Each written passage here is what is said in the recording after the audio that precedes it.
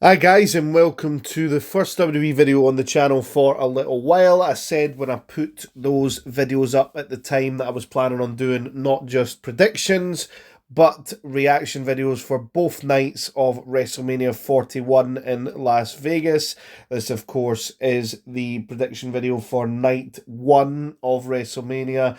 The card, of course, is subject to change, as is the same with all wrestling events. However, this is one of the most concrete ones I've seen in terms of cards out there for night 1. So I am going to get into the predictions of what I'm seeing for night 1. But before I get into those, very quickly, a massive thank you again for not just 100 subscribers on the channel, but even since I posted that video yesterday, not just thanking you for 100 subscribers, but also predicting Rangers against Bilbao and the Scottish Cup semi-final fixtures.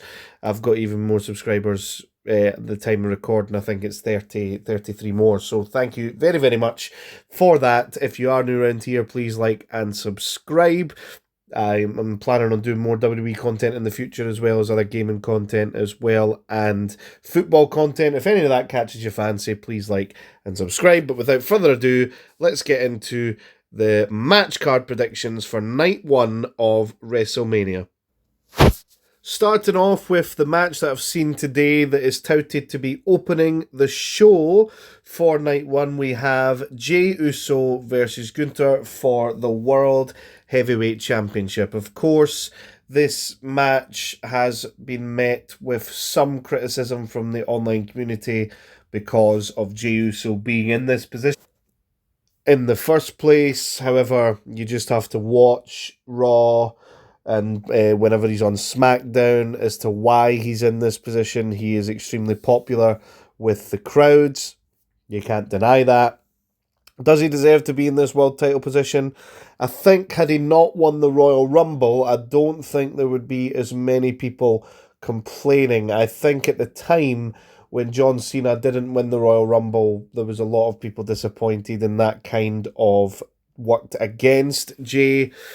However, in this case, I still think there would be a fair chunk of people that would be disappointed to see the world title put on him. I think the WWE have put themselves into a bit of a difficult position with this match. If Jey doesn't win this match against Gunther, then, it kills the momentum that he has built up since breaking away from the Bloodline storyline and becoming main event Jey Uso. However, is it the right time to take the title off Gunther? You could say that his reign compared to the Intercontinental Championship reign has been a little bit underwhelming. Is that his fault? I don't think it is. I just think that the way that it's been booked, with an Intercontinental Championship, you can have these exciting matches, and Gunther can be built to be this unbeatable guy. And that's, of course, at WrestleMania last time out, Sami Zayn did take the title off Gunther, and then obviously Gunther went on to work towards the World Heavyweight Championship. In my opinion, this one is a pretty difficult one to call. I could see it going either way, but I'm going to go with what I would like to happen personally. Nothing against you, but I would like Gunther to retain and potentially drop the title to somebody who is a wee bit more deserving. I'm not saying that Jay's not deserving of his spot at the moment, but I think that there's other candidates that could potentially be better suited to be taking the world title off of Gunther. So I'm going to predict Gunther to retain. What that does for Jay going forward, I don't know, but I wouldn't be surprised to see them pull the trigger on Jay.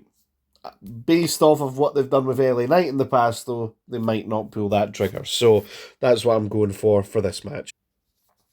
On to another world title match, this time for the women's championship, not women's world championship, between Tiffany Stratton and Charlotte Flair, which has had a very interesting build up to it, particularly in the last few weeks, which has seen Charlotte I don't know if go into business for herself is the correct term, but when they were doing the live via satellite one, Charlotte apparently went off script quite heavily, and Tiffany kind of was floundering a little bit, and then Charlotte seemed to do something similar a few weeks ago. Then Tiffany decided that enough was enough, it seemed, and she then went off script and got very personal with it, and Charlotte seemed to be the one floundering.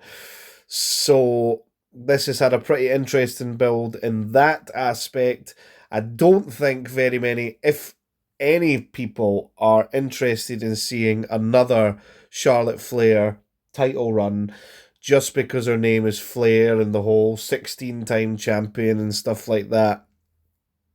I don't believe that that should be a reason why Charlotte should be thrust straight into the title picture. I think that she was the wrong decision to have won the Royal Rumble. You know, being a champion as many times as she has, she doesn't need to win the Royal Rumble now in order to receive these title matches. And I think it left a sour taste in the mouth, and that's why she's been getting booed. I think it was pretty naive of anyone in the WWE to expect her to come back and be a face.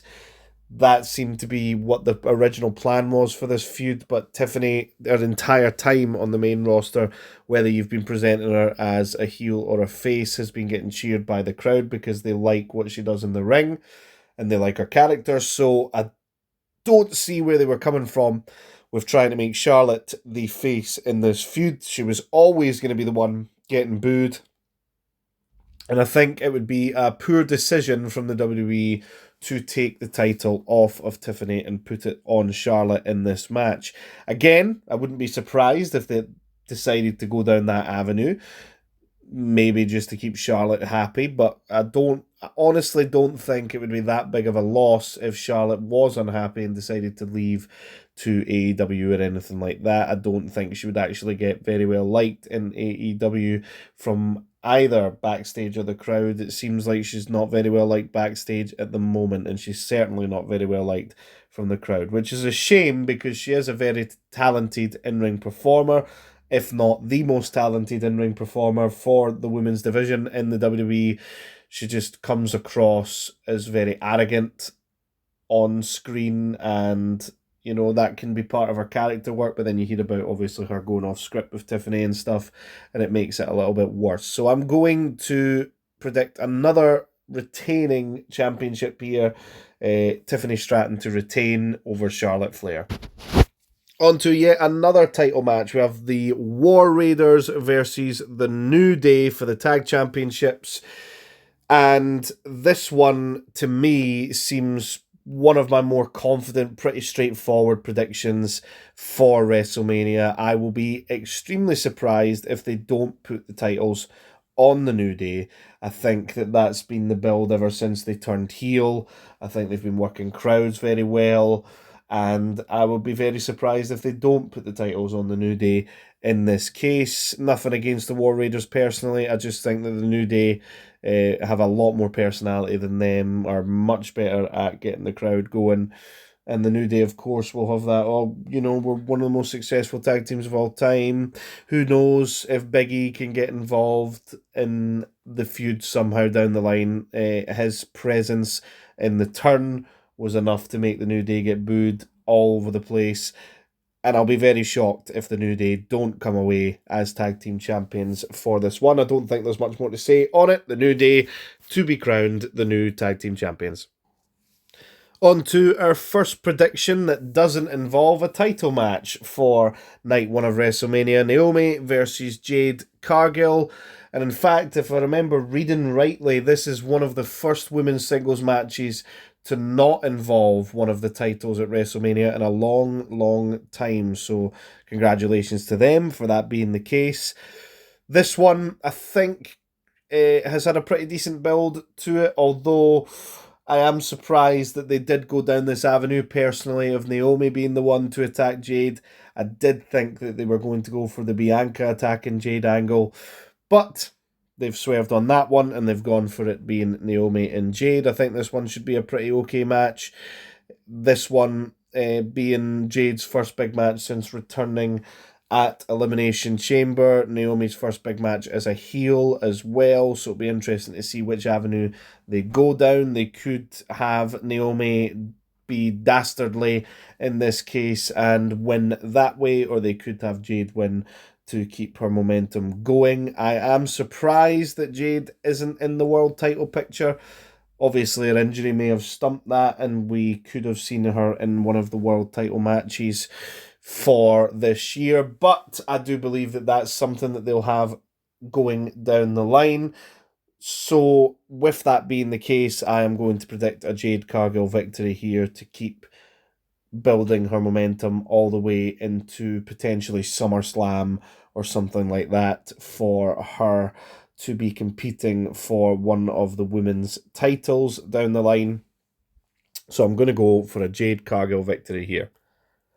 Now, this one is a bit of an interesting one. At the time of recording, of course, we have SmackDown left to go, and they did tease Solo Sikoa and Nick Aldis as a potential opponent for Randy Orton at WrestleMania. I don't know if he would be on the night 1 or night 2 card, but I've decided to include him in this video.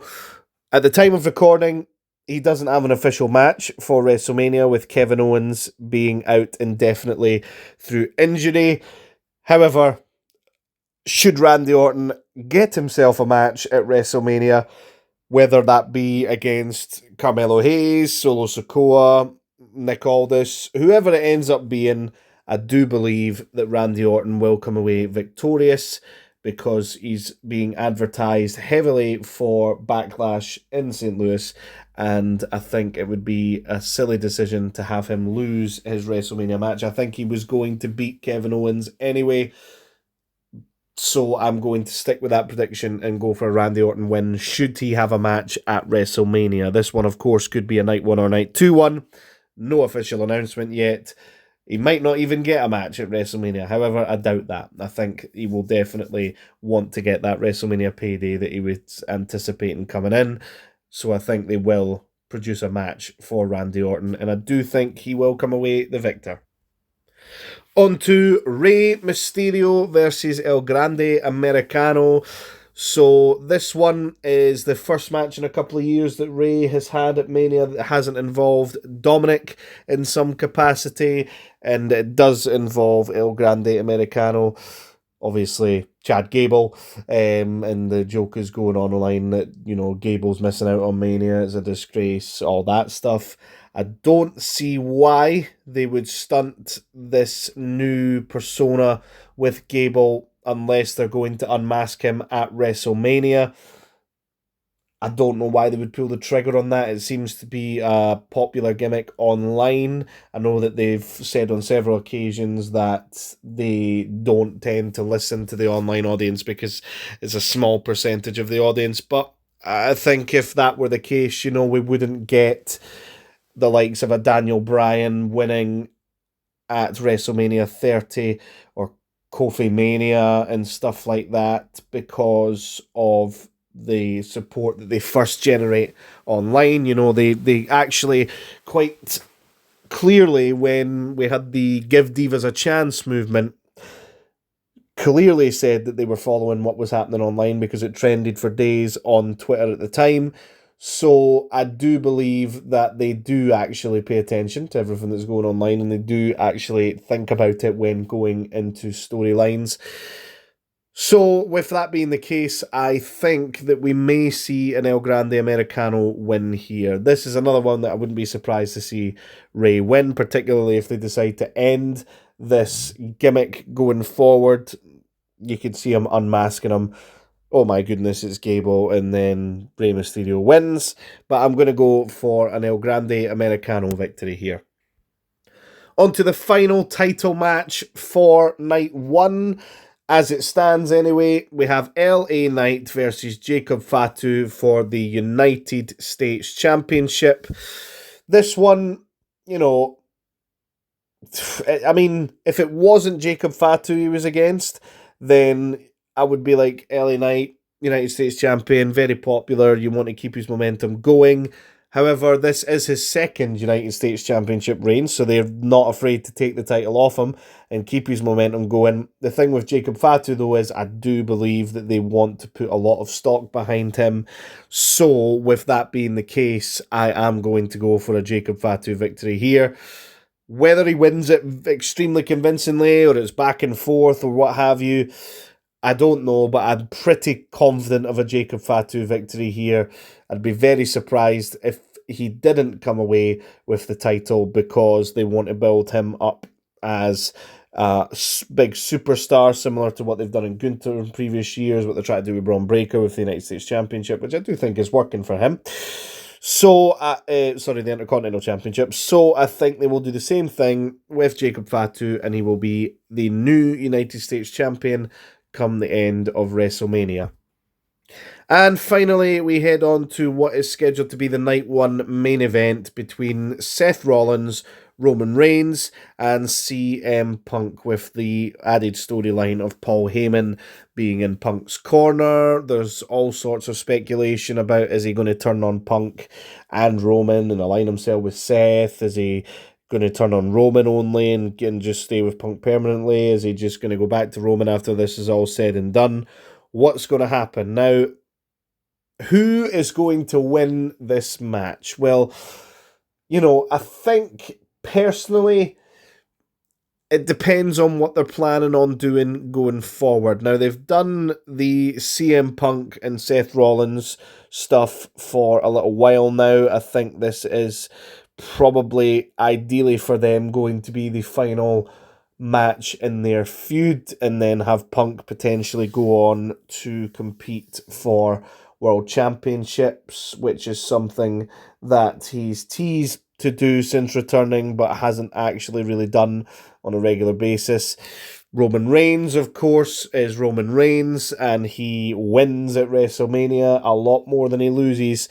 And Seth Rollins, also stands to gain from winning in this match as well. They may choose to do Seth and Roman going forward. They may choose to do Roman and Punk going forward, which seems to be something that they may be angling towards with the whole Paul Heyman storyline.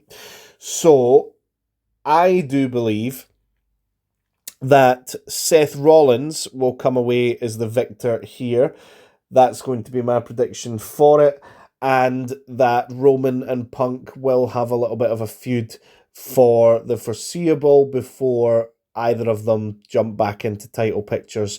What Seth Rollins does going forward, he could potentially jump back into the world title picture himself. I don't know. But it seems like with the Paul Heyman part of the storyline, they're angling towards Roman and Punk for the future, and that may lead to Seth Rollins coming away with the victory here and Roman and Punk having an argument after it. To be honest, this one is one of the toughest ones for me to call, I believe, for the entire weekend. So it is a bit of a punt in the dark that I'm going for a Seth Rollins victory here, but I'm leaning towards that. Let's see how correct I am come the end of Night 1. And that's going to do it for the Night 1 predictions. I will, of course, have the Night 2 video up and running extremely soon as well. Thank you very much for watching if you've made it this far. If you are new around here, please leave a like and subscribe and check out the other content on the channel, and I'll catch you in the next one.